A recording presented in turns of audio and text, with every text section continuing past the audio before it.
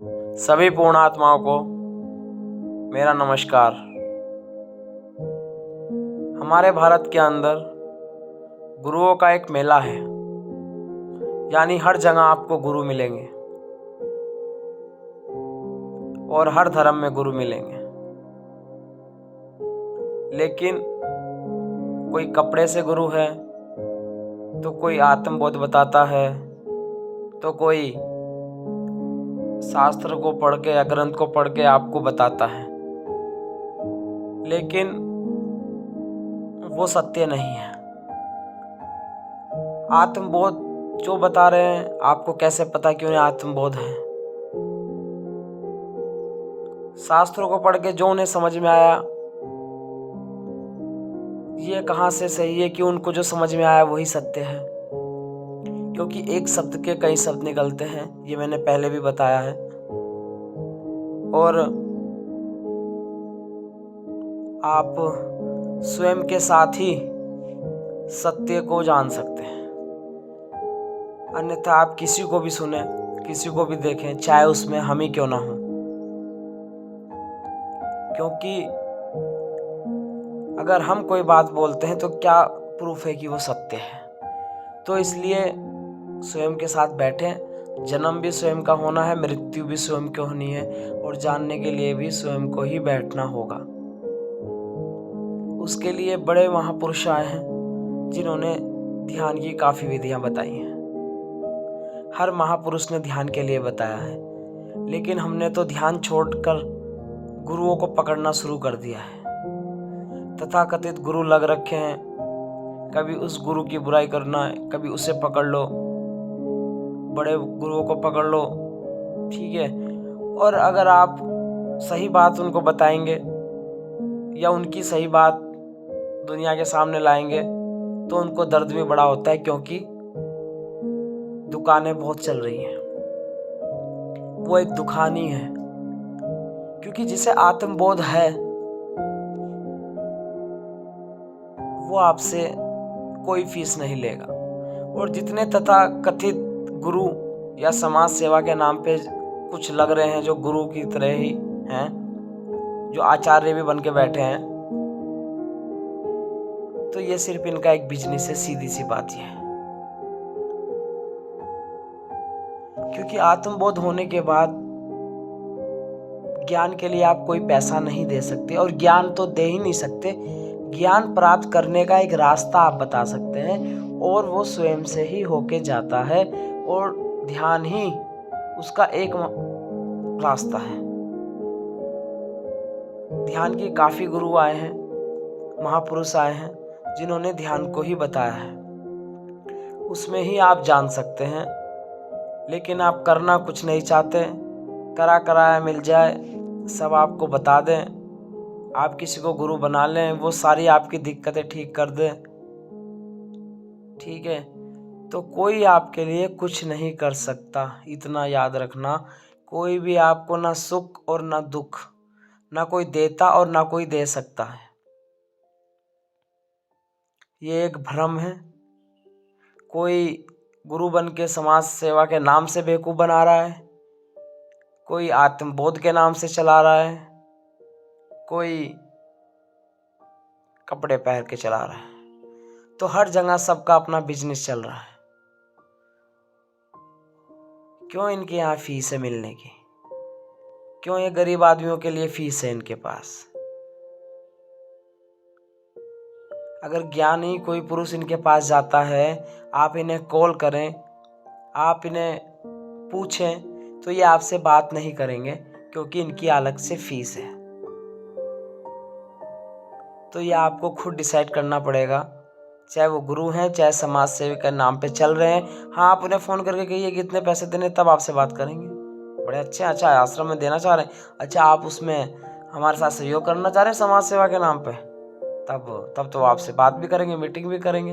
अन्यथा आप सीधा ज्ञान की बात करोगे तो आपको सिर्फ एक पागल का तबका दे देंगे कि अच्छा ये है, इसको चाय पिलाओ और चलता करो। पहले तो मिलेंगे ही नहीं आपसे।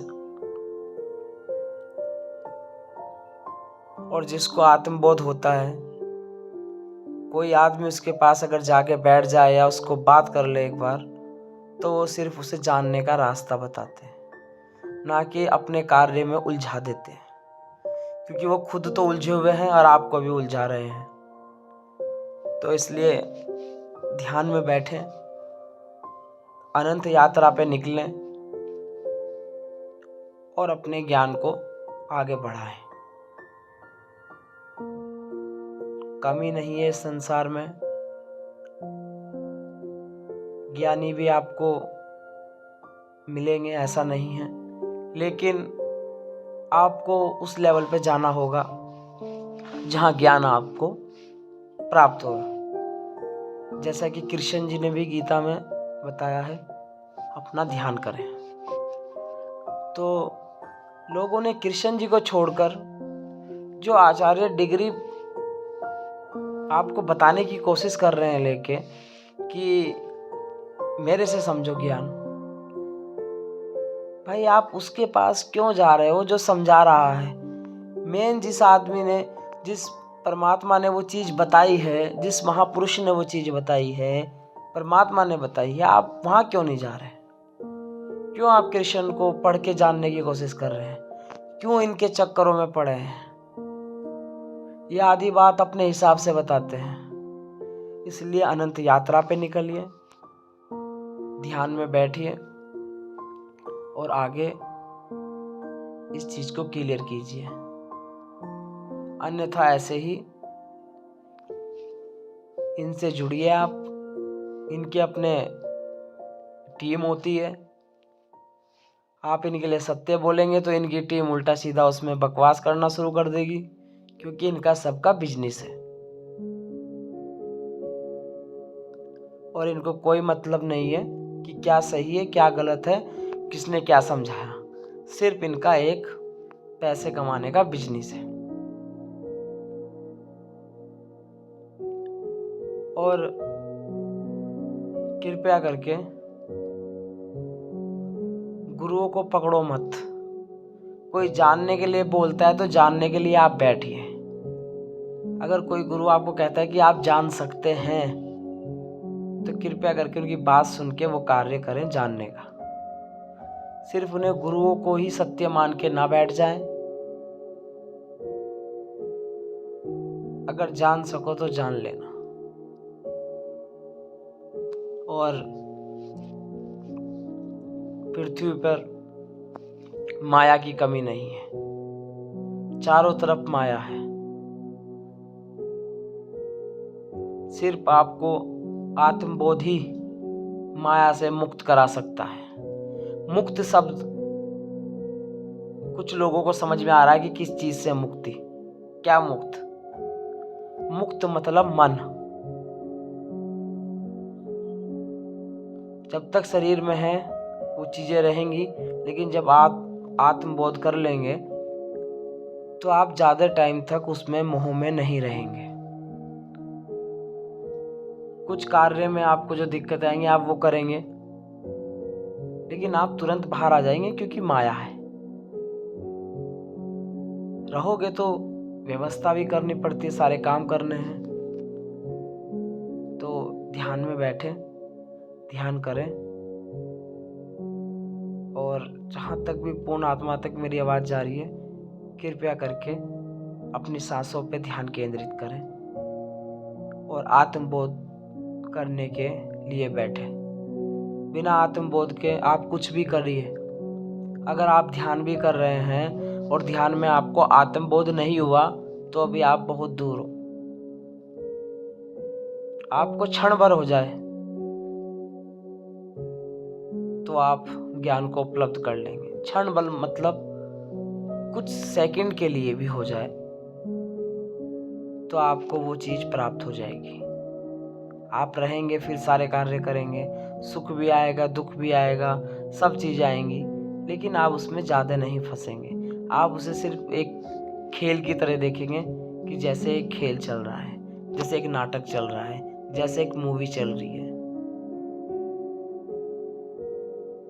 तो ध्यान में बैठे, जानना हो तो ध्यान में बैठे, मानना हो तो गुरुओं की कमी नहीं है। धन्यवाद। सभी पूर्ण आत्माओं को मेरा नमस्कार।